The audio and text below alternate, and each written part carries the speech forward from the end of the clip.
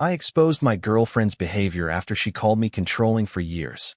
Before we begin the story, make sure to subscribe to our channel and never miss more incredible stories every day. She called me controlling while the room stared, so I opened the folder. It happens in the HR conference room. Tuesday, 3:17 p.m.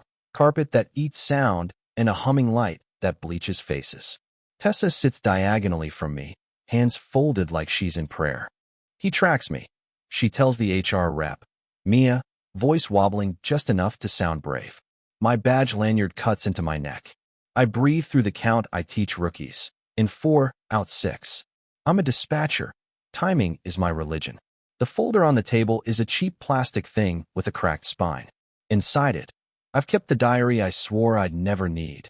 Dates, screenshots, receipts, my own words when I doubted my mind. Not because I don't trust her, because I don't trust how a narrative detours truth. I liked how she said my full name. Now the whirlwind has an audience. Mia looks at me with practiced neutrality. Alex, can you respond? I nod without looking at Tessa. I don't track you. I say. We shared locations for safety when you started rideshare late shifts. You turned it off on June 4th at 11:23 p.m. I texted, all good, your choice. I slide a printout across the table, a screenshot of the thread. Tessa's eyes flash hurt, then confusion, then something colder. See, she says. So controlling he prints conversations. Because context dies on phones, I answer. Mia, I brought documentation to protect my job. I open the folder. I'm not here to win an argument. I'm here to keep the story from being rewritten while I'm still in it. I lay out a simple timeline. Rent payments. Nights I covered her car note when the app glitched. Messages where she called me from the bathroom of the Copper Finch, crying, asking me to order a ride because her phone was dead. Then posting a patio photo 20 minutes later captioned, girls' night saved. Why did you bring all this? Tessa asks, softer now. Because 3 weeks ago you told our friends I was controlling, I say, and yesterday our landlord asked about the lease. I glance at the door and think about how stories travel faster than people. Today, I want to show the difference between boundaries and surveillance. Mia folds her hands. Let's take it step by step. I'm ready to start with the night the key turned twice in our door. The first time I called her love bombing. It was a joke. Week 2, she waited outside my building with coffee, a phone mount for my car, and a playlist labeled Alex at 2 a.m. She watched my night schedule like a meteorologist tracks fronts. You're a hero, she'd say, brushing my sleeve. Text me the minute you clock out. It felt like devotion. It also felt like surveillance, but I told myself that I was just not used to care. For months in, the labels started migrating. If I asked for a heads up before she invited people over, controlling. If I said I needed to sleep before my night shift, controlling. If I suggested we keep our finances separate until the 1-year mark, controlling. The word lost its edges and became a kind of net she could throw over any boundary that inconvenienced her. I kept a private list of the requests I made, the words I said, because I grew up being the kid who apologized first and most often. A fresh wound still smarted from last Saturday. Tessa had posted a photo from a club bathroom mirror at 1:09 a.m.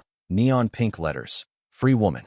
I woke up to it on my dinner break, blinked, and sent a simple message.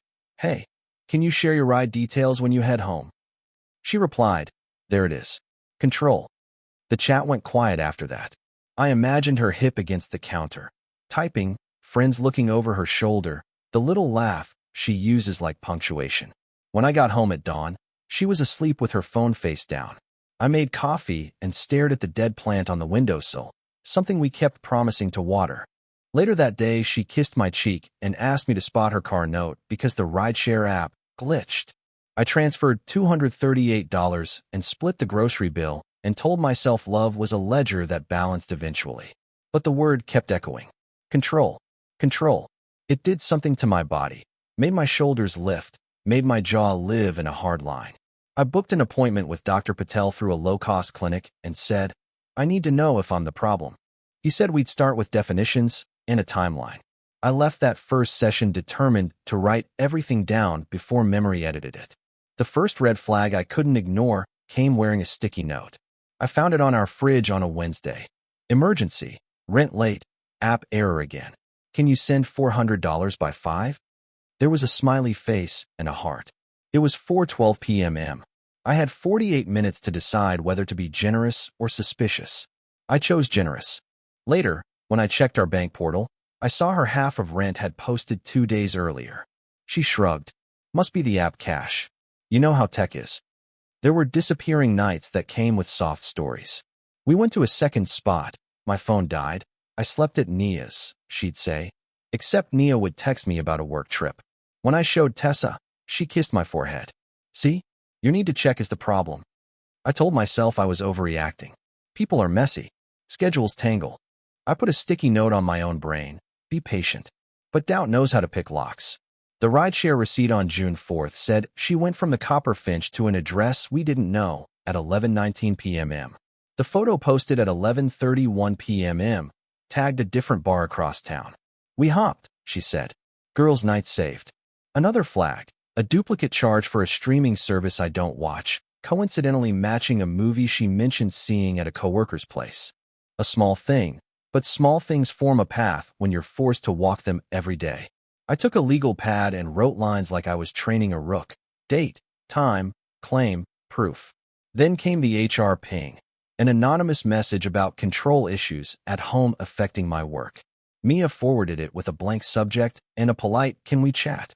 I sat in the break room holding my coffee like it might jump. I imagined my job, steady, necessary, quiet, sliding out from under me while I tried to look calm. That night, I stared at the ceiling and listened to Tessa laugh in the kitchen at a video, heard the clink of a glass, heard the softer sound she makes when typing fast. The next morning, a stranger's receipt sat on our counter, face up. Escalation didn't arrive like a siren.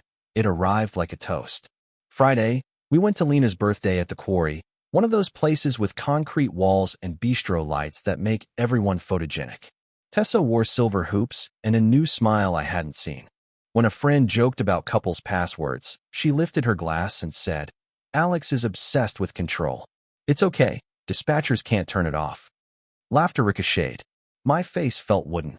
I said quietly, "I'm not obsessed. I'm careful."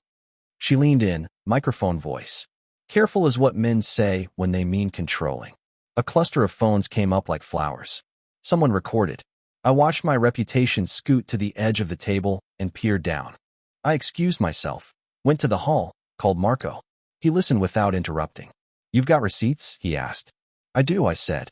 "I just don't want to be that guy who keeps receipts." "You keep dispatch logs," he said. "This is the same muscle. Use it."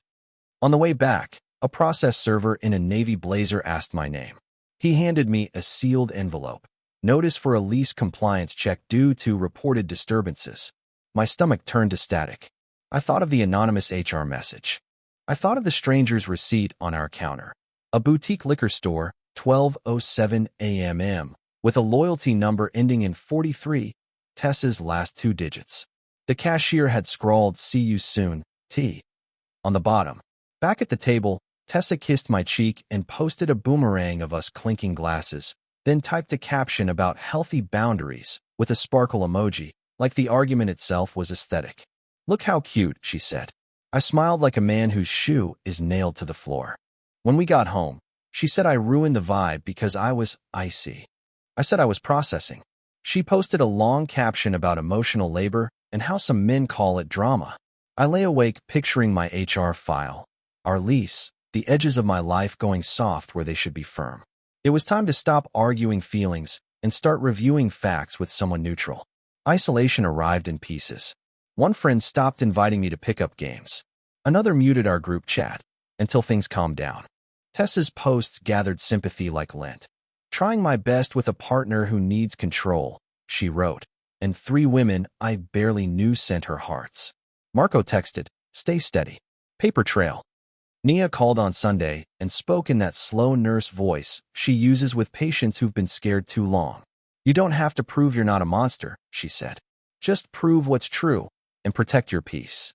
At home, the air felt curated. Candles, playlists, a new velvet pillow. Tessa was extra gentle, looping her arm through mine, saying, "Let's not be weird about money. It makes you controlling." When I asked about the liquor store receipt, she laughed. "Marco must have left it when you two met up. Marco doesn't drink." When I said that, She tilted her head. See? You're always checking. I considered leaving that day, grab a duffel, find a couch, but the lease felt like a trap I had signed willingly. HR wanted to follow up. The landlord wanted a walkthrough. Every system in my life seemed suddenly interested in my posture. Dr. Patel offered structure. Start with the smallest verifiable thing, he said. Then move to patterns. Do not diagnose her. Describe behaviors and effects. And consider safety. He asked about passwords, keys, bank accounts, friends who could be present if a conversation got heated. He reminded me that controlling is a word that can hide inside it 1,000 other words, some necessary, some weaponized. That night, I copied my timeline into a spreadsheet and added attachments. I printed a thin stack for Marco and one for Nia. I labeled them with dates like cases. It felt clinical. It felt like oxygen. I checked our shared bills, made a list of subscriptions, noted which ones had her email and my card.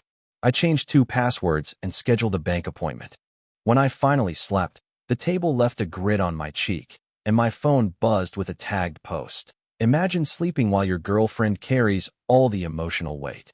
I stared at the screen until the letters blurred and my chest stopped climbing. Her phone camera blinked, and my exhaustion became content in 12 seconds. Suspicion didn't ignite with a bang. It clicked on like a fluorescent light. I was sorting receipts for the bank when I noticed overlapping timestamps. June 4th, 11:19 p.m. Ride from the Copper Finch to 818 Carillon. June 4th, 11:31 p.m.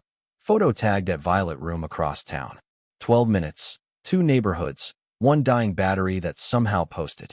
I checked our building's door logs, the ones the landlord sends monthly.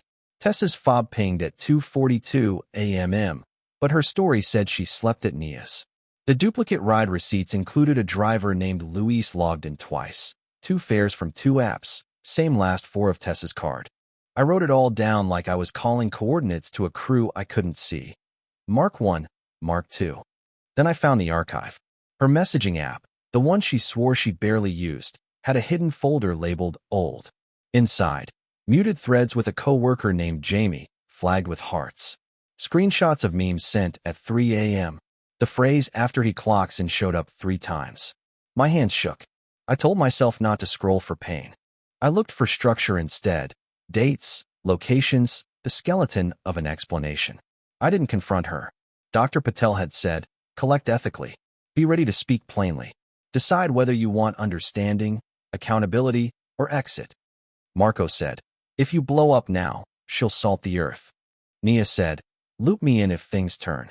That night, Tessa toggled shared location back on and texted a selfie in my hoodie. Caption, miss you. She asked if I could spot the electric bill just this month. I stared at the number, $181, and thought about how control is sometimes disguised as generosity, and how generosity sometimes gets misnamed control. I opened a new document titled Timeline and wrote, today I learned that doubt is a full-time job. I added a column for impact, money lost, sleep lost, trust lost, and colored June yellow, July orange. I promised myself I would not color anything red until a fact deserved it. Then I saw a notification that made my thumb go cold and still. The breadcrumb trail started at the bank. The teller recognized me from night deposits. I asked for statements covering March through July and a list of cash advances. She printed them with that tiny wine printers make when they're overworked. 3 advances in May, 2 in June, all within 48 hours of app glitches. I circled amounts in blue. $200, $300, $400. I wrote next to them. Who benefited? Next, I met Luis, the rideshare driver, at a coffee shop. Marco came, sitting back like a bouncer with a gentle face. Luis squinted at his phone. 2 apps, 2 fares, he said. She was with a friend who got out early. He shrugged. People do that to split costs weird. At the building, Mrs. Herrera from 3B said she'd heard laughter in the hallway the night Tessa said she slept at Nia's. 2 voices, she said, then made the universal face for kissing and apologized. I thanked her and felt the oddness of neighbors seeing your outline before you do. I matched timestamps. My dispatch log showed a 12-minute gap for a bathroom break that overlapped with Tessa's "Call me now" message from the Copper Finch. I'd ordered her a ride at 11:07 p.m. The ride completed at 11:19, The violet room tag was 1131. I didn't guess at motives. I just wrote arrows. I cross-checked the liquor store loyalty number with our grocery account. Same phone ending in 43. Tessa's. There was also a subscription to a streaming service tied to a Gmail with her maiden name and the recovery phone of someone saved in her contacts as J.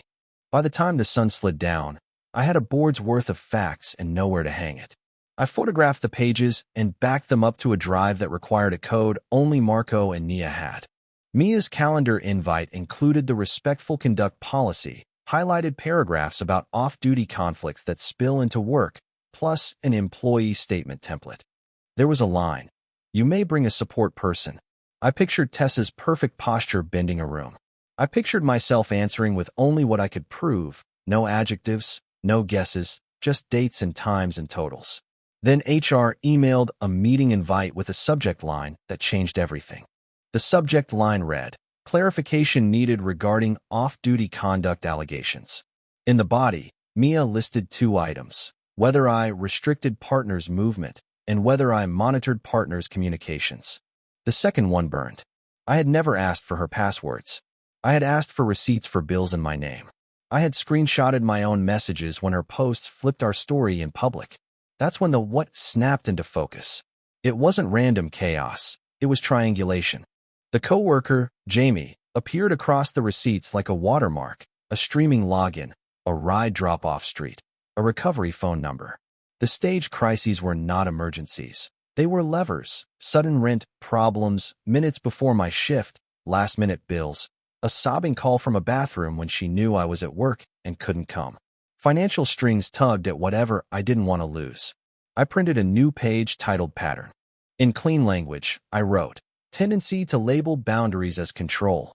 Crisis preceding requests for money. Image management online contradicting private claims. Parallel relationship indicators with coworker. Shared media account. Late-night messages. Overlapping locations." I underlined parallel. I still didn't know why. Attention?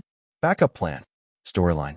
I left the motive blank because guessing at motive is how you fall down a hole and call it insight. Stakes rose everywhere else. My annual review was in 8 days. Our landlord scheduled the walkthrough for Thursday at 10 a.m.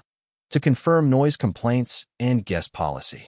Tessa RSVP'd to a family cookout at Nia's, even though she and Nia haven't spoken in weeks. The calendar looked like a minefield I had to cross with a glass of water balanced on my palm. Marco texted, "You good for tonight?" I sent back the PDF stack.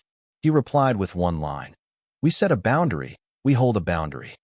Before sleep, I set 2 alarms and placed my folder by the door like a go bag, because truth felt like evacuation now. I rehearsed sentences aloud until my throat went dry and my notes sounded like someone else. I still hadn't checked the one number we both knew by heart. The plan needed to be boring, because boring is strong. I made a checklist on a yellow pad. 1. Gather proof into a single timeline. 2. Record 1 call with notice. 3. Ask for a mediated meeting. 4. Secure housing contingency. 5. Inform 2 trusted people. I stuck the pad to the fridge, then photographed it and sent it to Marco and Nia. If I wobble, I wrote, "Remind me we decided this sober." I called the phone number ending in 43, the loyalty account from the liquor store. It rang to Jamie's voicemail. I didn't leave a message. I emailed Mia requesting that any meeting include a neutral note taker.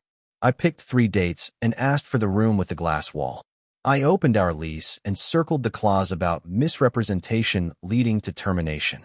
My stomach flipped like a coin. Then I spoke to Tessa in the kitchen, where the dead plant leaned toward the sink like it had tried to drink. The evening light made our countertop glow, and for a second I remembered the picnic blanket, the first summer, the easy way she said my name before there were labels. I held that memory like an artifact and set it gently aside. "We need to talk with a mediator," I said. "No shouting, timeline review, then decisions." She reached for my face and called me sweet, which used to be the word that turned my spine to water. "We don't need strangers," she said. "Let's just reset. Delete the weird notes. That's creepy." "This is my job training," I said. "Logs. Clarity. Safety." She frowned. "You're really doing this?" "I'm really doing this," I said. That night, Marco recorded a call between us with Tessa's consent, for accountability, he said, both ways.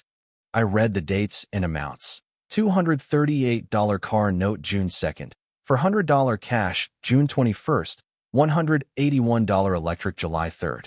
Tessa said thanks to each, then pivoted to the word controlling like it was a fire alarm only she could hear. Marco kept the file. I saved the transcript. I wasn't trying to win. I was trying to stop drowning in a story written to erase me. When Mia accepted the meeting, she added one sentence that made me sweat through my shirt. Nia's group dinner was supposed to be neutral ground. Her backyard, fairy lights, paper plates, salad bowls big enough to hide in. She had texted both of us. No performances. No surprises. I arrived early with lemonade concentrate and the quiet kind of courage. Tessa arrived radiant and handwritten card polite, hugging everyone, including Nia, like we were staging a commercial for reconciliation. For 20 minutes we held the peace. Then Tessa lifted her glass. I just want to say, she began, that I've been patient with Alex's controlling tendencies because I know his job makes him anxious. The table hushed. The word slid across the cilantro and landed in my lap like a hot iron. I felt the urge to make a speech, to list every date, to pass the folder around like party favors. Instead, I said, not here. My voice trembled anyway. Marco cleared his throat. Nia's eyes met mine. She touched her phone, and mine buzzed with a message. Hold the line. Tuesday, 10 a.m., room 4B. You have proof. Tessa turned to my sister. You of all people should understand, she said sweetly. He tries to manage everything. He even times our phone calls. I smiled in the way dispatchers do when a caller thinks rules are personal. We schedule because I work nights, I said. It's called being considerate. Tessa's face rearranged itself into a hurt I had learned to respect like weather. She set the glass down and leaned toward me. If you love me, cancel the meeting, she whispered. Delete the creepy notes. We can start fresh. Behind her, Nia shook her head once. Marco tapped the folder in my bag with a fingertip.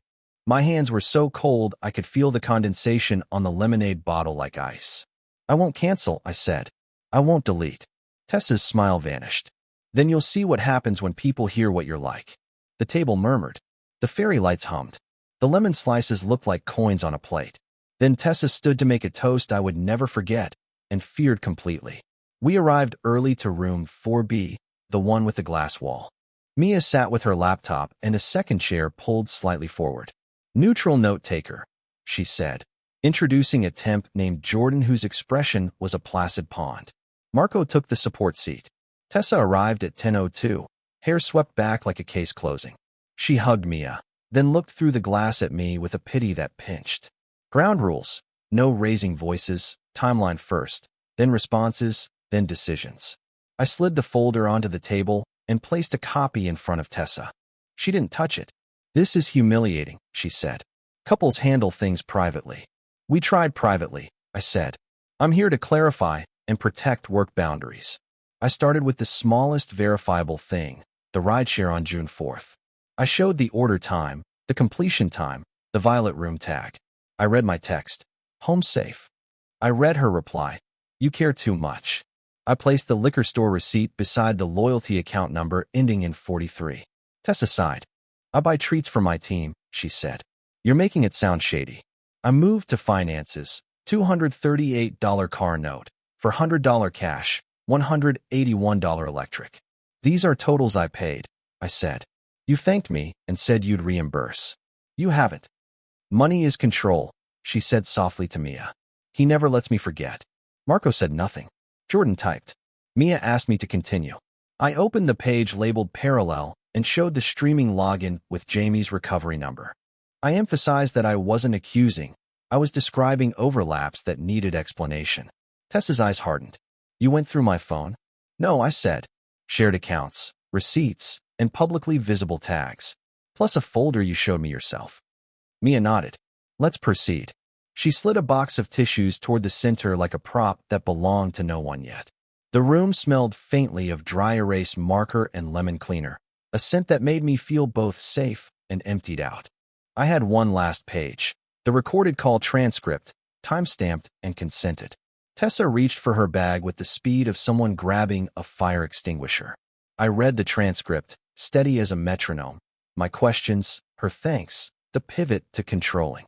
Marco played the audio clip of Tessa agreeing to record. Jordan typed, "The key's a soft ring."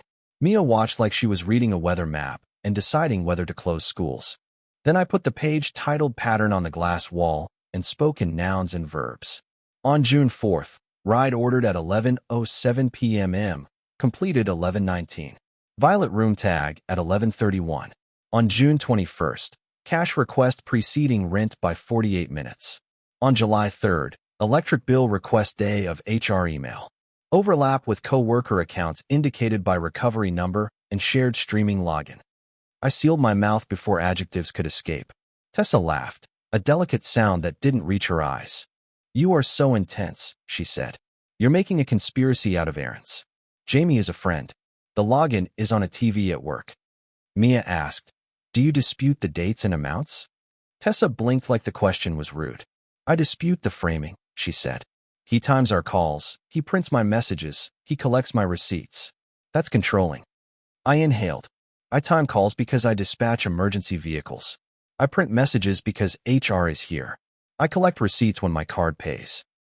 Mia nodded once and turned to Tessa. "Please answer the question about dates and amounts." Tessa's mask slipped. "Fine," she snapped. "Yes, he paid those things.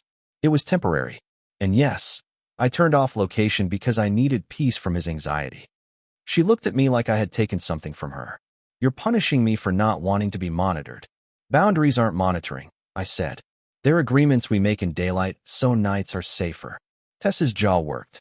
"If you keep this up," she said, "I'll tell everyone what you're really like." Mia tilted her head. "This meeting is focused on facts." Jordan's typing paused, then resumed, the little cursor blinking like an EKG steadying itself. Tessa stood and pulled something from her bag, changing the room's temperature. It was a letter from our landlord, printed and folded, with a yellow highlight over lease violation, guest policy. Tessa waved it like proof of my nature. "He questioned my visitors," she said. "He polices my nights." Mia read it, then checked the date. "This cites a noise complaint from June 10th, she said. "It's addressed to both of you." She slid the letter back. "We're still on dates and amounts." Tessa's shoulders dropped. For the first time in months, she looked tired. "Fine," she said. "I owed him money. I was stressed. Jamie let me crash sometimes when Alex was intense." She glanced at the glass wall, at her reflection. I didn't want to be alone. The room felt like it exhaled. Not victory, just oxygen. Mia summarized. "We have established financial support from Alex without reimbursement, discrepancies in stated locations, shared accounts with coworker. Next steps, separate finances, boundaries about public posts, and a housing plan." She paused. "Alex, are you seeking disciplinary action?" "No," I said. "I'm seeking clarity and safety." The legal and social ripples started before lunch. HR filed a neutral memo. I forwarded the memo to our landlord with a request to postpone the walkthrough until both tenants could attend. Marco walked me to the elevator, hand on my shoulder, while Tessa texted 3 friends in fast bursts I could see mirrored in the glass. By afternoon, my phone pinged with a post, a black square, and the words "surviving control." The comments trickled in like rain. I paid a price too. My supervisor pulled me aside about headspace. The dispatcher chair felt smaller. Calls sounded louder, like every siren ran straight through my ribs instead of the street.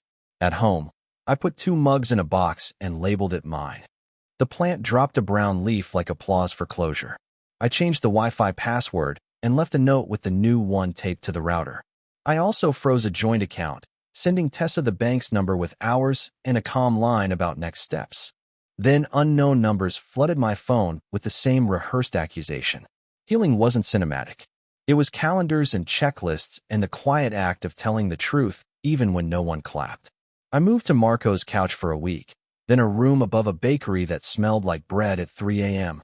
I met with Dr. Patel on Thursdays and we drew a map with 3 arrows: contact, co-parenting pets, finance. We crossed out contact. We talked about how boundaries are doors, not cages. How a door can be open for air without inviting a crowd. How I could carry less by naming less.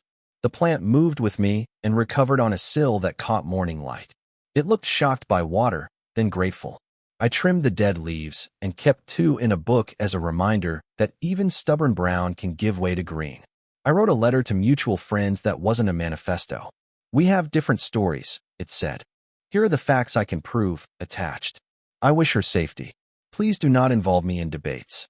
Nia proofread it and removed the adjective exhausting. Facts can speak without makeup, she said. I pressed send and felt like I'd released a balloon that wouldn't come back to smack me in the eye. The landlord rescheduled the walkthrough. Tessa didn't attend. The memo from HR sat in my file like a seatbelt I hoped I'd never test.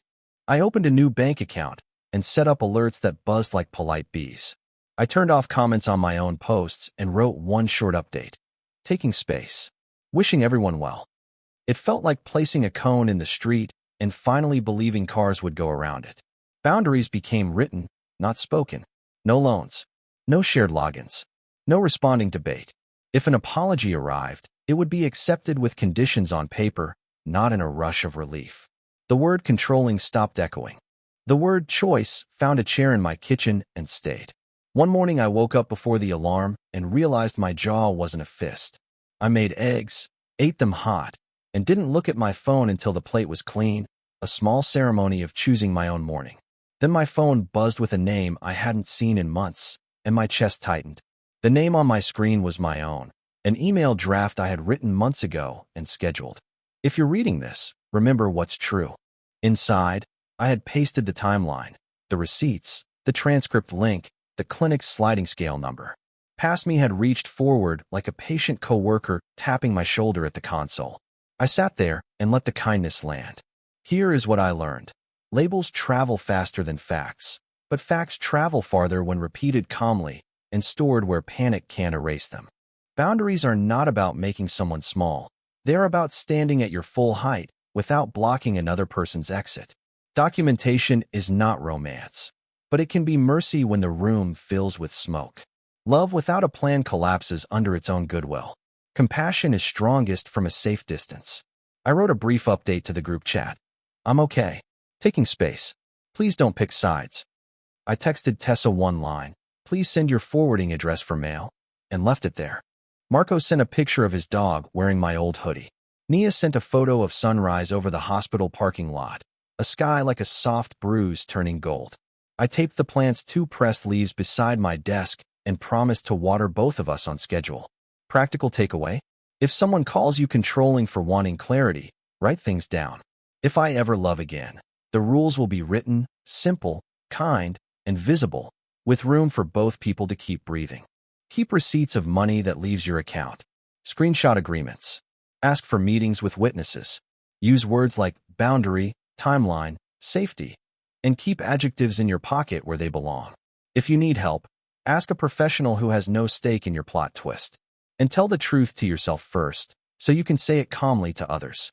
I went for a walk and felt the city sound less like threat and more like weather I was dressed for. Buses sighed. A cyclist sang. A kid counted jump rope rhymes like a dispatch cadence. And I turned toward the park bench where tomorrow's version of me would be waiting.